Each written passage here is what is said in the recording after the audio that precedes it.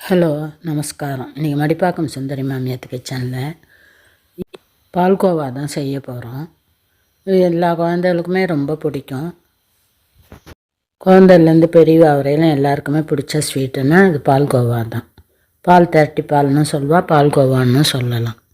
ஒரு கடாயை எடுத்து அதில் ஒரு 1.5 லிட்டர் அளவுக்கு பால் விட்டுண்டு, இந்த பால் நல்லா கொதித்து வர டயத்தில் ஒரு ஸ்பூன் அளவுக்கு லெமன் புழிஞ்சிக்குவோம்.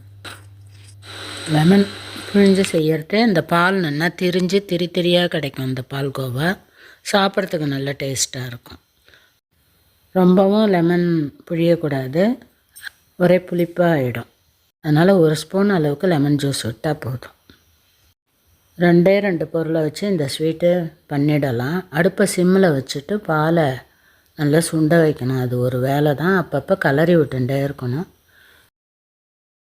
இப்போ முக்கால்வாசி சுண்டி எடுத்த இந்த பால் இதில் இப்போ நான் ஒரு 200 டம்ளரில் ஒரு அரை டம்ளருக்கு கொஞ்சம் கூட போட்டுருக்கேன் சர்க்கரை. வேணும்னா அப்புறமா கூட பார்த்துன்னு போட்டுக்கலாம். ஒரேடியாக சர்க்கரையை கூட போட்டுட்டோம்னா பால்கோவா அவ்வளோவா டேஸ்ட்டாக இருக்காது.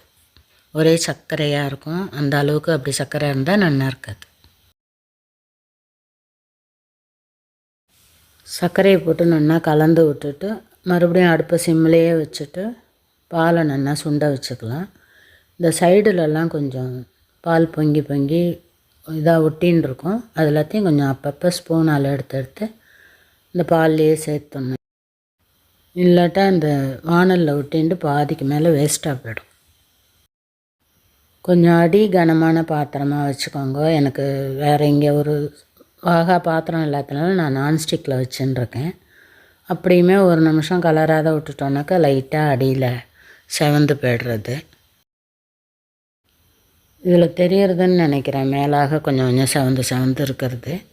எல்லாத்தையும் நான் எடுத்து ஸ்பூனாலே எடுத்து வெளியில் போட்டுருந்தேன். ஒரு 4-5 பீஸ் அதே மாதிரி செவந்து போயிடுது. அதனால் அடி கனமான பாத்திரமாக வச்சுக்கோங்க. ஒரு 3/4 மணி நேரத்துலேருந்து 1 மணி நேரம் ஆகும் கண்டிப்பாக இந்த பால் சுண்டுறதுக்கு. எனக்கு 1.5 லிட்டர் பால் சுண்டுறதுக்கு 1 மணி நேரம் ஆச்சு. இது வேறு ஒன்றும் இதில் பதம்லாம் சரியில்லாமல் போகாது. பால் சுண்ட வைக்கிற ஒரு வேலை தான். சின்ன குழந்தைகள் கூட அழகாக தட்டி பால் ஈஸியாக பண்ணிடலாம். கடையில் போய் அதிக காசு கொடுத்து வாங்காமல் நம்ம வீட்டிலையே ஒரிஜினலாக பால்கோவா பண்ணி குழந்தைகளுக்கு கொடுக்கலாம். இந்த ஸ்டேஜில் கொஞ்சமாக ஸ்பூனில் எடுத்து வாயில் விட்டு பாருங்க. சர்க்கரை போகாத மாதிரி இருந்தால் இன்னும் கொஞ்சம் சேர்த்துக்கலாம். எனக்கு கொஞ்சம் போகாத மாதிரி இருந்ததுனால மறுபடியும் ஒரு 1/4 டம்ளர் அளவுக்கு சர்க்கரை போட்டுருக்கேன்.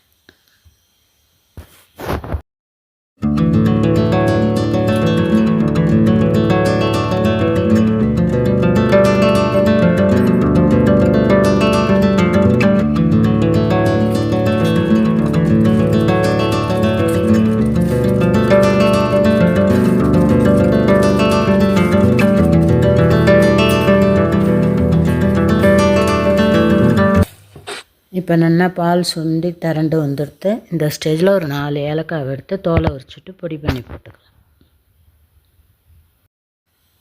இது இப்போ அடி ஒட்டாமல் வரத்துக்கு ஒரு 2 ஸ்பூன் அளவுக்கு இந்த ஸ்டேஜில் நெய் விட்டு கலரினோன்னே அடி பிடிக்காமல் இருக்கும். கலரும்போது அடியில் ஒட்டாமல் வந்ததுனாக்கா நம்ம ஸ்டவ்வை ஆஃப் பண்ணிடலாம். அவ்வளோதான். இப்போ பால்கோவா நல்லா ரெடியாக எடுத்து இதை இது என்ன பதம்னா கையில் அப்படி தொட்டு பார்த்தோன்னா அவ்வளோவா ஒட்டாமல் இருக்கும். இதுக்கு மேலே கலர்னோன்னா ஹார்டாக ஆகிடும். இப்போ இந்த பேன்லேருந்து எடுத்துகிட்டு ஒரு நெய் தடவின டப்பாவில் எடுத்து வச்சிடலாம். வீட்டில் இருக்கிற 2 பொருளில் ஈஸியாக ஒரு சூப்பர் ஸ்வீட்டு எல்லாருக்கும் பிடிச்ச பால்கோவா ரெடியாக எடுத்து இதை அப்படியே சாப்பிட்றதுனாலும் சாப்பிட்லாம், இல்லை ஆற விட்டு கேக் மாதிரி போட்டும் சாப்பிட்லாம். இது போல் நீங்களும் செஞ்சு பார்த்துட்டு எப்படி வந்ததுங்கிறத கமெண்ட்டில் சொல்லுங்க. லைக் பண்ணுங்க, ஷேர் பண்ணுங்க, சப்ஸ்கிரைப் பண்ணுங்க. தேங்க்யூ ஃபார் வாட்சிங்.